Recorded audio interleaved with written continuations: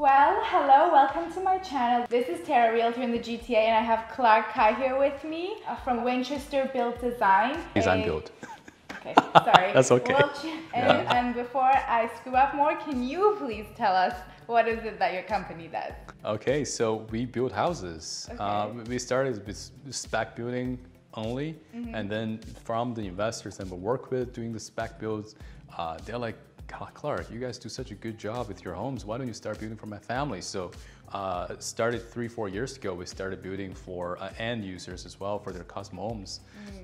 So now we're like 60-40, 40% custom homes and 60% spec builds. The price range of the houses range between, I would say, like 3.5 mil to all the way close to $10 million in different neighborhoods in Toronto. Currently, right now, we have 17 houses under construction at the point. Oh my God, that's amazing. I'm gonna go to all of them, please. Yeah, sure. I'd love to take you through. So this one, how much is this one? This one's on the market right now for 2.4. So we're gonna show you what 2.4 million Canadian dollars get you in Toronto. Sure. What is the intersection?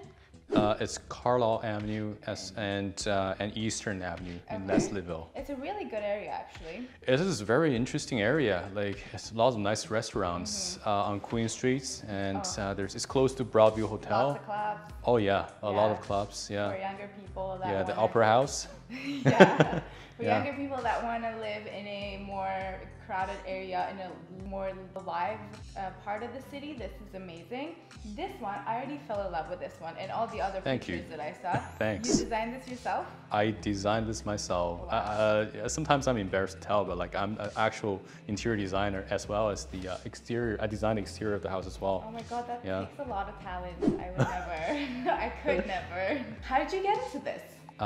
Well, it's kind of like a long story. It is, because I was just talking to him and I was like, you know what, we should videotape this. Because this guy is a pianist. Oh yeah, and then he builds homes.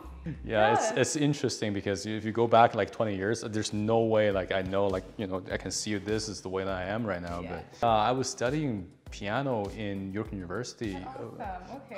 I did my undergraduate degree there all the way until 2009. And then I started playing and I was doing all the things like a typical musician do, you know, being jobless. Yeah. I played in the subway, bask in the subway station. I taught and I performed here and there. And then I got into selling pianos. So you had like your own piano store? I wish I did. I couldn't afford one. Oh wow, so how'd you sell them? I just basically knocked on the door of a piano place and I was like, hey, I want to sell for you. Door knocking, piano selling. That's crazy. Originally, I said to them, hey, look, I don't know what I'm going to do here, but I play the piano. What do you think I can do? So I had a conversation with the owner of this piano store in Oakville for an hour, and he's like, hey, Clark, you should just sell pianos instead of teaching piano. I'm like, okay, I'll give it a shot. Yeah. So that's how I got started selling piano. Sales. Kind of, yeah.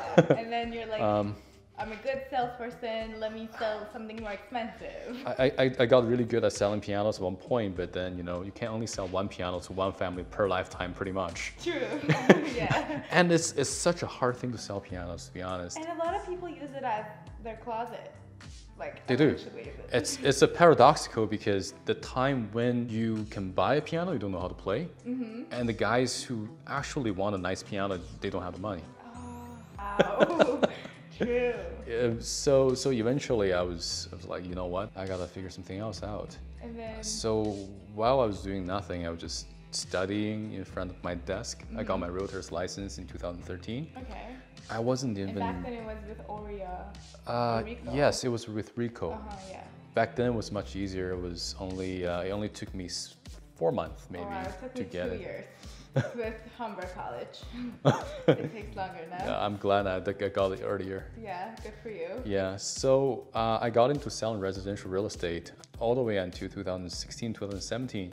And I was relatively successful at doing it. I wasn't really like the top 1%, maybe the top 2%. I was, at the time, I was making like maybe $500,000 a year, maybe 20, 30 transactions. Cause it was good, but the problem with me is that I didn't see that as being sustainable. Like, I got bored. I'm like, yeah, I can do something else. Sure. And then?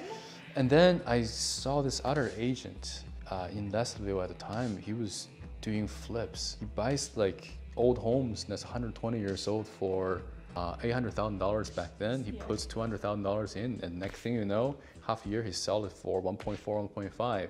He makes like $300,000 in between. I'm like, I can do this as well. Yeah. So I still remember the first place where I did it was in Leslieville as well, at 31 Hamilton. Only spent $180,000 in it for renovation. Yeah. Prior to that, I've never even seen a building permit. We just figured it out with my partner. We were there 2 hours every day throughout the entire construction, trying to figure things out and trying to cipher through different sub-trees and the crew and everything.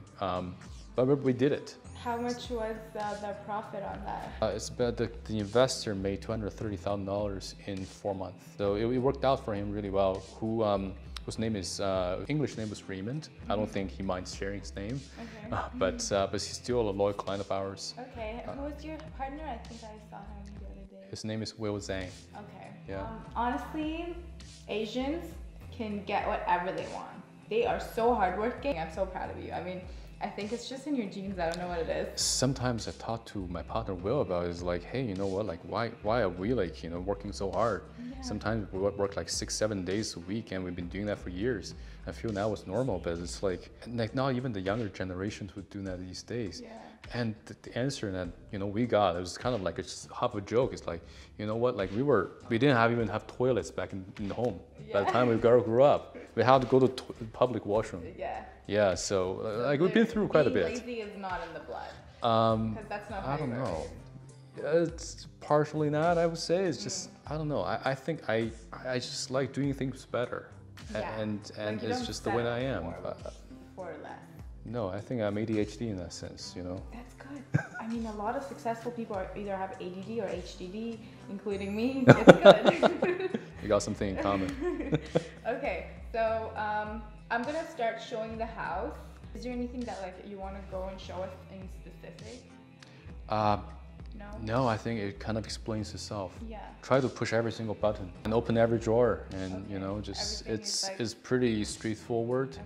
But I love that stove over there. Oh yeah, I love that as well. It's and make sure you press that button. Do you want to show us? Yeah, I'd love to. Okay, so this is the kitchen. So here's the kitchen, and here's where the range hood is. Oh no way! And this is how you turn it on. What is this? Yeah, it's called a downdraft range hood. The reason I got it is for its sleek design. I want this to be as clean as possible. I think this is cool as well.